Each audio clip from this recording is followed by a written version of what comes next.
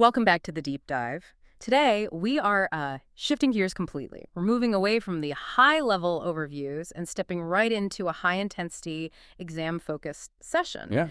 If you're prepping for the CIMA E1 exam, specifically Chapter 11, you have found the right place. We are tackling the finance function and human resources. It is a massive topic, and I think for a lot of finance students, there's a real temptation to glaze over when they see HR. It feels soft. Well, fluffy. Fluffy, yeah. It feels like people skills rather than, hard numbers. But for the exam and frankly for the real world, that is a really dangerous mindset. Exactly. It's easy to think, I'm here for the spreadsheets, not the team-building exercises. But let's unpack why this actually matters to the bottom line. Why is HR a finance issue? Well, think about the statement of profit or loss. For almost any service-based organization, and many manufacturing ones too, what is the single biggest expense line? Salaries. It's always staff costs. Precisely. People are an organization's most significant cost. But, and this is the foundational concept we really need to start with, they're also the most significant value-creating asset. You can't generate revenue without them. Right. So the finance function has to move beyond just controlling headcount costs. The modern finance function partners with HR to make sure that this huge investment in people is actually generating a return and ROI. So we aren't just counting heads, we're analyzing value. Now, a quick reality check for the exam before we dive in. The examiners aren't going to ask you to calculate the payroll tax on a payslip, are they? No, and that's a common misconception. They test this conceptually. They want to know if you understand the theories, the relationships, and the financial implications of HR decisions. They want to see if you can think like a finance business partner. Okay, so our mission for this deep dive is to analyze the life cycle of an employee from the moment we realize we need them to the moment they leave, all through that financial lens. We've got a lot of ground to cover, matching the syllabus exactly. Let's start with part one, the role of HR. What's the big strategic goal here? At its core, we are talking about HR planning. This is the absolute starting point. It's the process of ensuring the organization has the right people with the right skills. In the right place at the right time. Exactly, that whole thing. That sounds a bit like a management slogan, but break that down financially. Why does right place, right time matter to a management accountant? Think about the budget. If your HR planning is poor, say you didn't anticipate a surge in demand, you end up understaffed.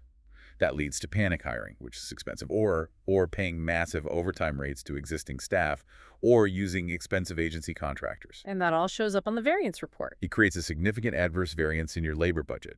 Conversely, if you overhire, you're just burning cash on salaries for people standing around doing nothing. Right, so poor planning hits the numbers immediately.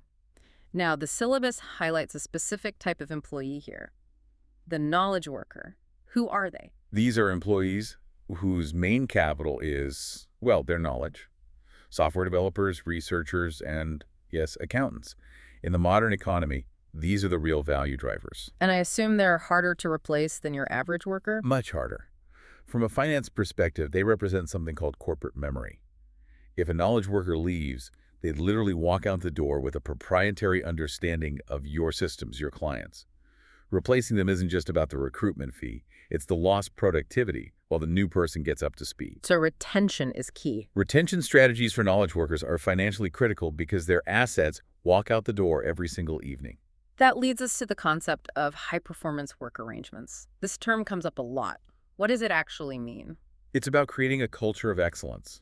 It involves things like flexible working, autonomy, open communication. Okay, here's where it gets interesting for the exam.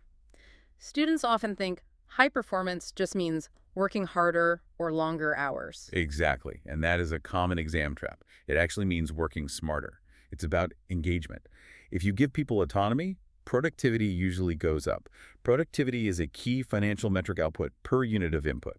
So more output for the same cost. If you can get more output for the same salary cost because the work arrangement is better, you've improved the organization's efficiency ratios. Simple as that. Clear enough. Let's move to part two, HR activities. We're starting at the beginning of the employee journey, recruitment and selection. Are those just synonyms? No, and you really need to distinguish them. Recruitment is the process of generating a pool of candidates attracting people to apply. Selection is the process of choosing the best person from that pool. You can't select the best if you haven't recruited a good pool first. So walk us through the recruitment steps. It starts before we even post an ad, right? It does. It starts with job analysis. This is analyzing the role itself, what tasks need doing. Is this role even necessary? From a finance view, this is the justification for the salary expense. Then we move to job design. Right, deciding the methods and contents of the job to ensure it's both efficient and, motivating. And the output of that is the job description. Correct, the document that says this is what you'll do. From a finance perspective, why do we care about the job description? Because if it's vague, you attract the wrong people. You'll get 500 resumes from people who aren't qualified. Screening those resumes takes time. And time is money, specifically administrative money. A poor job description creates massive process inefficiency. Then we have advertising the vacancy. We can go internal or external. Internal is cheaper. You just post it on the internet. It also motivates staff because they see a career path. External brings in fresh ideas, but is much more expensive. Think headhunter fees, LinkedIn ads. And the finance function has to weigh that cost against the benefit of new blood. Okay, so we have a pile of resumes. We do initial screening to filter them. Now we move to selection. This is where we make the decision. We have a few methods here. We do. The most common is the job interview. But here's a warning from a finance perspective. Interviews are high risk Why? Everyone does them. because they are so subjective. They're prone to bias. You might hire someone just because you like their hobby, not because they can actually do the job. Yeah. If you hire the wrong person based on a chat, you face the huge cost of firing them and rehiring later. So what are the alternatives? Let's talk testing. You have aptitude tests, which check potential to learn specific skills. Then you have psychometric tests, which check personality traits. These add a layer of objectivity to the process. And group selection methods. That's observing candidates in a team setting. It's useful if teamwork is a key KPI for the role. And the gold standard. I think I know this one. Assessment centers. This is where candidates spend a day or two doing role plays, tests, and multiple interviews. Sounds expensive. It is very expensive and time-consuming. However, it is highly predictive of future performance. For a senior finance role, the cost of an assessment center is completely justified because the cost of a bad hire at that level is astronomical. A bad CFO can sink a company. Exactly. Spending $5,000 to test them is a good insurance policy. Finally, we verify the facts with references, make the job offer, and then induction. Students often misunderstand induction. They think it's just showing someone where the fire exit and the coffee machine are. It's more than that. Oh, much more. It is the integration process. Effective induction creates that psychological contract we'll talk about later. If induction is poor, new hires feel lost and alienated. They are likely to leave within the first 6 months. And that's called early churn. Yes. And if they leave, you have just flushed all that recruitment budget down the drain. Induction preserves the investment you just made. That's a great way to put it. Now, assuming they stay, we move to part 3, development and training. Right. Hiring is just the start. We need to distinguish HR development strategy from just, sending someone on a random course. Development strategy is a planned approach. It often uses personal development plans, or PDPs. These are tailored roadmaps for each employee, aligning their growth with the company's future needs. It ensures the training budget is spent on skills the company actually requires. And how do we deliver that training? What are the methods? Broadly, you have formal training and on-the-job training. Formal is your classroom courses, exams like CIMA, Financial view. high direct cost. You pay for the course. Plus, a high opportunity cost. The employee is away from their desk, not working, but the quality is standardized and verified. And on the job? That's learning by doing, or coaching. Financial view, low direct cost. But there's a hidden risk. If the mentor has bad habits, they just pass those bad habits on. Or the mentor's own productivity drops because they're spending all their time teaching. So we spend this money. How do we know it worked? We need to discuss evaluating effectiveness. This is where finance demands an ROI. We can't just say, everyone enjoyed the workshop. We need to ask, did efficiency improve? Did the error rate in the ledger drop? If we can't measure the financial impact, it's very hard to justify the training budget next year. What are the broader benefits? For the organization, you get flexibility, staff can do more tasks, you get better quality, you get succession. For the individual, it's motivation, it's employability, and generally a higher earning potential.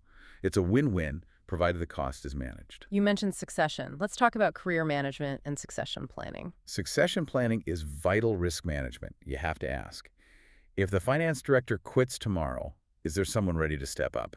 If the answer is no, the markets get nervous, the share price can wobble, and stability suffers. It's a continuity plan. It's a continuity plan for people. Identifying and grooming internal successors is a way of hedging against the risk of losing key leadership. It also saves the massive cost of external executive search fees later on.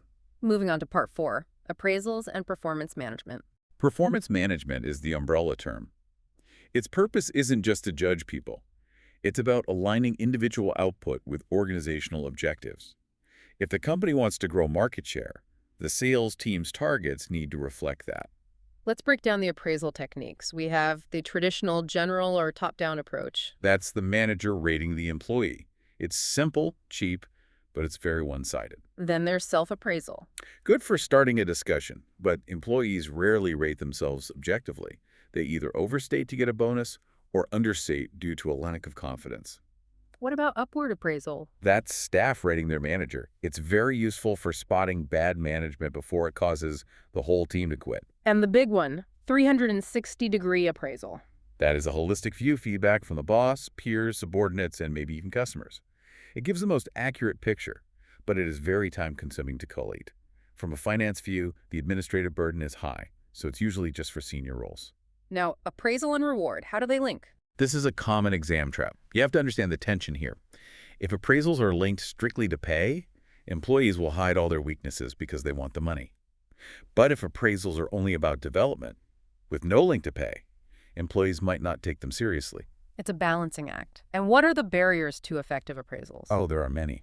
Confrontation managers hate giving bad news, lack of time.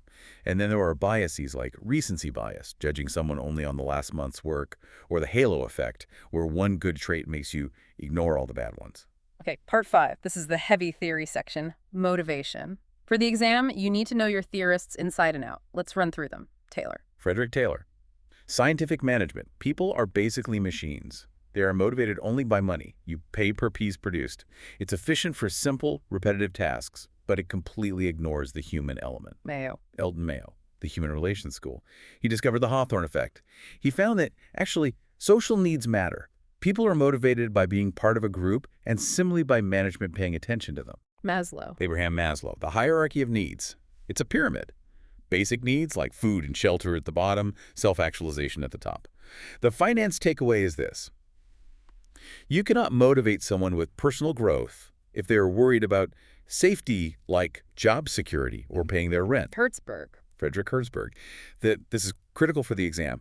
He split factors into 2 groups, hygiene factors and motivators. Okay. Hygiene factors are things like pay, company policy, working conditions. If they are bad, people are dissatisfied. But, and this is the key, making them good doesn't motivate. It just prevents dissatisfaction. Right. It just gets you to a neutral baseline. Exactly.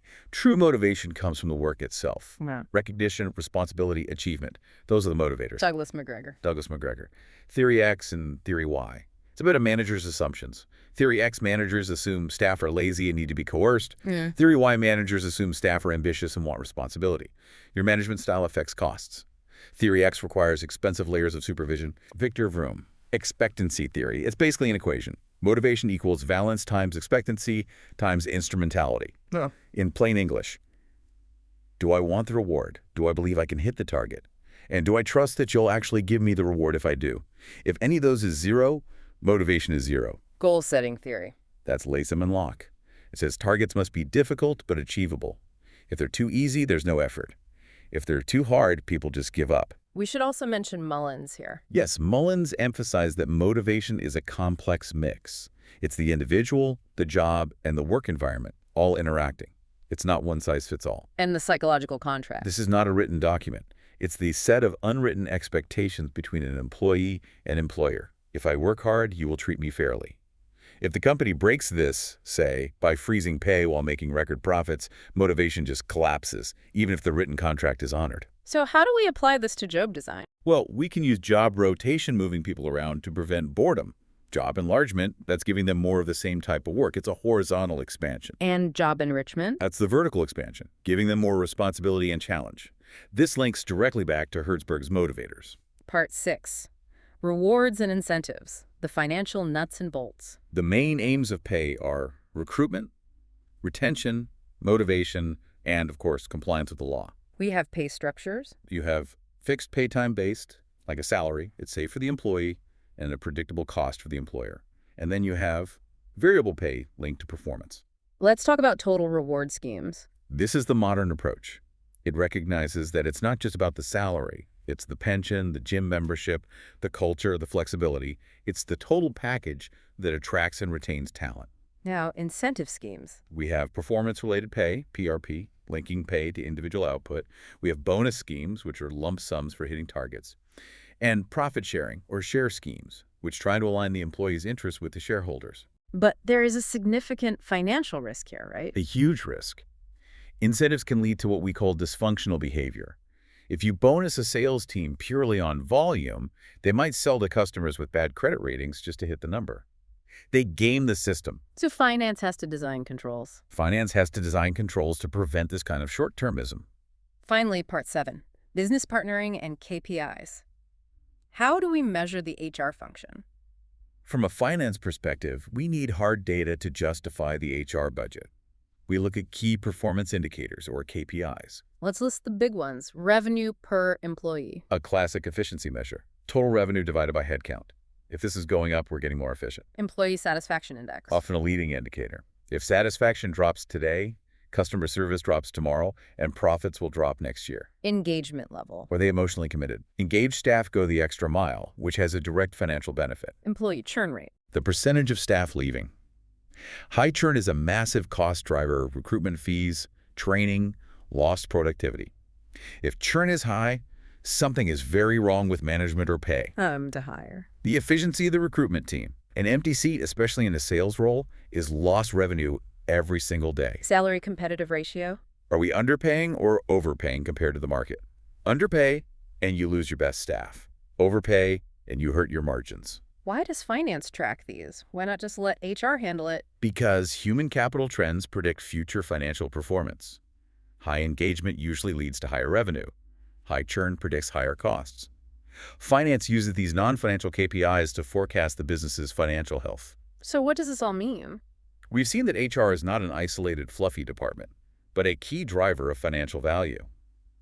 The finance function has to play a stewardship role in ensuring these human assets are acquired, developed, and motivated efficiently. And for the exam, remember, don't just list the theories. You have to explain the impact of the theory on the organization's performance. Exactly. Don't just say Maslow has a pyramid. Yeah. Say, failing to meet lower-level needs creates dissatisfaction that blocks higher-level motivation, and that leads to lower productivity. I would encourage you to take 10 minutes right now to review Hertzberg and Vroom specifically, as those are complex areas that examiners love to test. And here is a final provocative thought to leave you with. If people are our greatest asset, and we say they are, why do they not appear on the statement of financial position? Consider how that limits our ability to truly value a modern business. Something to think about. Thanks for listening to The Deep Dive. Good luck with your revision.